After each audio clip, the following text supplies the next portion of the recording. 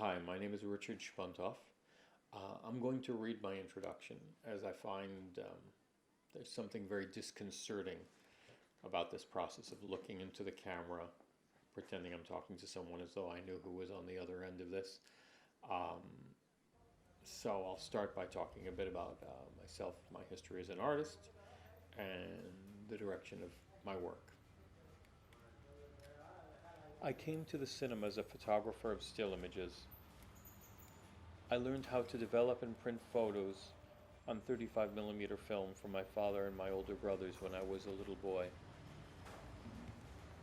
At one point I had considered becoming a photojournalist, but I realized after 2 years that newspapers were looking for photographers to serve as picture takers to illustrate the points of the writer or the editor. I was interested in what I could communicate with photographs, how I could communicate through photography. What was the language of photography? What were its limits? And journalism was not the place for those questions.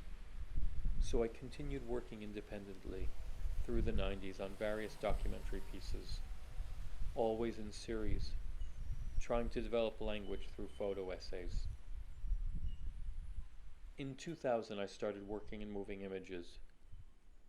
Short film portraits filmed on 16mm using old spring wound cameras. The work developed as an extension of my still image essays. The film I present today is a bilingual essay about identity, a series of stories, anecdotes, sounds, and moving images that work, sometimes in synchrony with each other, sometimes in opposition, to form a portrait of an idea in process.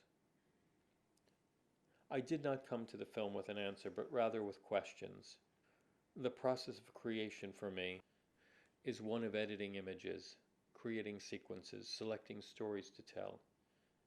And it feels like making a jigsaw puzzle without knowing how it will look when I have finished. At a certain point, I just accept that it is time to end the process. In this, I find some comfort in the words of Paul Valéry. In the eyes of those who anxiously seek perfection, a work is never truly completed, but abandoned. Certainly for my process, it makes more sense to leave things open, to open a space for others to enter. And so I offer you Todo lo que se olvida en un instante, or everything that is forgotten in an instant. Buen provecho.